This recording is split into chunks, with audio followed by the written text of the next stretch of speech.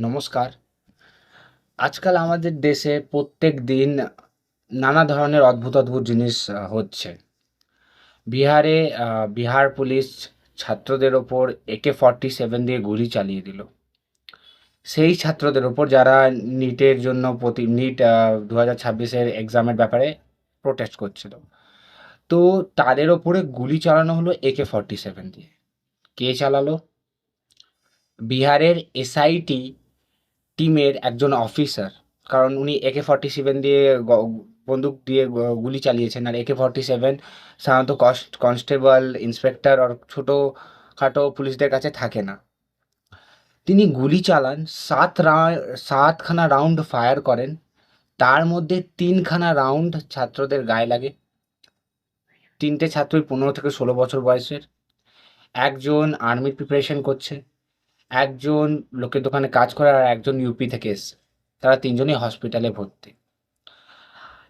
ওনাকে সাসপেন্ড করা হয়, অভিষেক প্যাটেলকে সাসপেন্ড করা হয়, যিনি বিহার SIT টিমের একজন মেম্বার এবং অফিসার। তাই না, ওনার হাতে AK-47 ছিল, ওনাকে সাসপেন্ড করা হয়। আর এটা কোনো চমকানোর ব্যাপার, মানে চমকে যাওয়ার ব্যাপার নয়।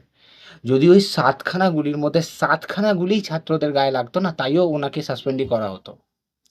আমাদের দেশে যে কী যে হচ্ছে সেটা ভাবার বাইরে। মানে প্রথমে লাঠি চার্জ, তারপর প্যালেট গান, তারপর AK-47। মানে এই সরকার স্টুডেন্টদেরকে মেরে দিতে চাইছে। কারণ এরা প্রোটেস্ট করছে, এরা অন্যায়ের ব্যাপারে আওয়াজ ওঠাচ্ছে, নানাভাবে সরকারকে ভুল দেখিয়ে দিচ্ছে। তো এই সরকার তাদেরকে মারতেও রাজি। আর এই যে সাসপেন্ডের যে গেমটা হলো, ওকে সাসপেন্ড করে দেওয়া হলো, এটা একটা জাস্ট বানানো গেম। ওকে পরবর্তীকালে আবার রিক্রুট হয়ে যাবে, আবার ও নিজের ডিউটি করতে শুরু করে দেবে। ওকে বহিষ্কার করা দরকার ছিল। এত বড় বাজে কাজও করেছে, বহিষ্কার করা দরকার ছিল, কিন্তু ওকে সাসপেন্ড করা হলো কারণ এটা সরকারের বানানো জিনিস।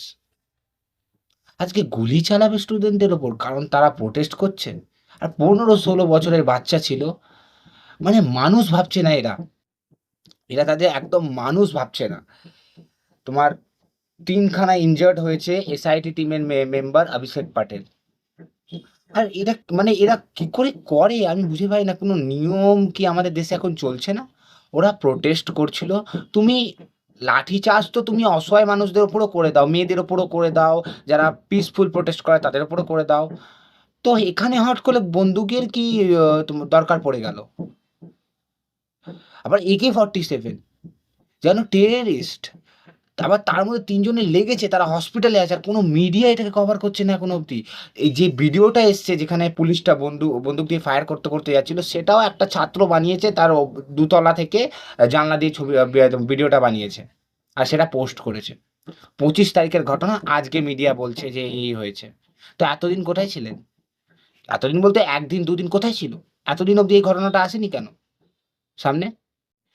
মানে যাচ্ছে তাই করছে এরা স্টুডেন্টদের সাথে। এটা সত্যি এই জিনিসটা দেখার পর বিহারের পুলিশ প্রশাসন এবং বিহারের পুলিশ অফিসারদের ওপর ধিক্কার, ধিক্কার। ছাত্রদের ওপর গুলি চালাচ্ছ তোমরা। ওই অফিসারটাকে দেখেই তো লাগে যে ও সেটিং করে চাকরি পেয়েছে। যদি কেউ পরীক্ষা দিয়ে পাস করে শিক্ষা নিয়ে কেউ যদি অফিসার হতে, সে এরম এরম নোংরা কাজ করতে পারতো না। তাকে সাসপেন্ড করা হয়েছে, মানে সে দোষ করেছে। এরম এরম নোংরা কাজ কোনো শিক্ষিত অফিসার করতে পারতো না। ও ডেফিনেটলি সেটিং লাগিয়ে অফিসার হয়েছে।